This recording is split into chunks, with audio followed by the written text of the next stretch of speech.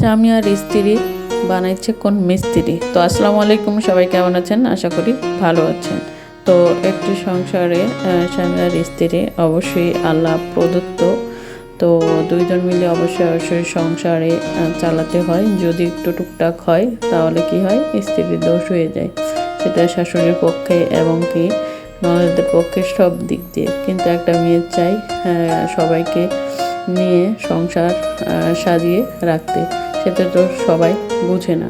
আর কিছু কিছু আছে অন্যরকম। তো সবার ক্ষেত্রে তো সবার সাথে তুলনা করা যায় না। তো যাই যেরকম হোক, তা হলো এক কথাই আছে, স্বামী আর স্ত্রী বানাইছে কোন মিস্ত্রি। তো অবশ্যই মেনে তো আমাদেরকে থাকতে হবে। তারপরেও অনেক যদি টুকটাক ঝামেলা হয়, কারো বাদ হয়ে যায়, কেউ চলে যায়, মানে অনেক নানান সমস্যা হয়। তো এত সমস্যা, তো দুইজনকে অবশ্যই মানিয়ে চলতে হবে। তার নামই একটি সংসার, সুন্দর সংসার। তো সেটা তো ছেলেরা বুঝেই না। যে ছেলেরা নিজেরা বাইরে কাজ করে, তো মনে করে যে মেয়েরা ঘরে কিচ্ছু করে না। ঘরে একদিন দায়িত্ব দেওয়া হোক, তুমিও পারবা না, আর আমাকে বাইরে দায়িত্ব দেওয়া হোক, আমিও পারবো না।